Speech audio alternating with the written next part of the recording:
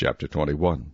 Now David came to Nob, to Ahimelech the priest. And Ahimelech was afraid when he met David, and said to him, Why are you alone, and no one is with you? So David said to Ahimelech the priest, The king has ordered me on some business, and said to me, Do not let anyone know anything about the business on which I send you, or what I have commanded you. And I have directed my young men to such and such a place. Now therefore, what have you on hand? Give me 5 loaves of bread in my hand, or whatever can be found.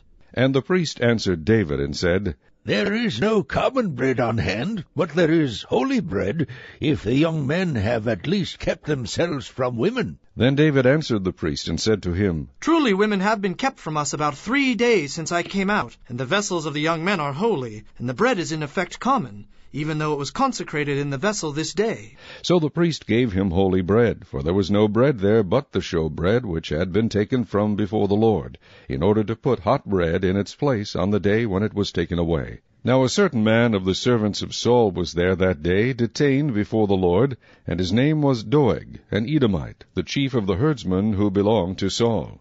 And David said to Ahimelech, Is there not here on hand a spear or a sword?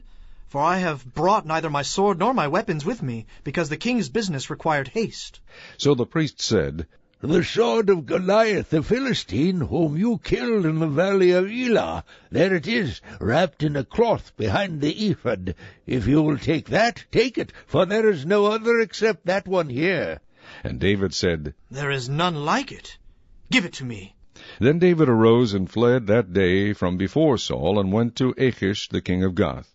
And the servants of Achish said to him, Is this not David the king of the land? Did they not sing of him to one another in dances, saying, Saul has slain his thousands, and David his 10,000s? Now David took these words to heart, and was very much afraid of Achish the king of Gath.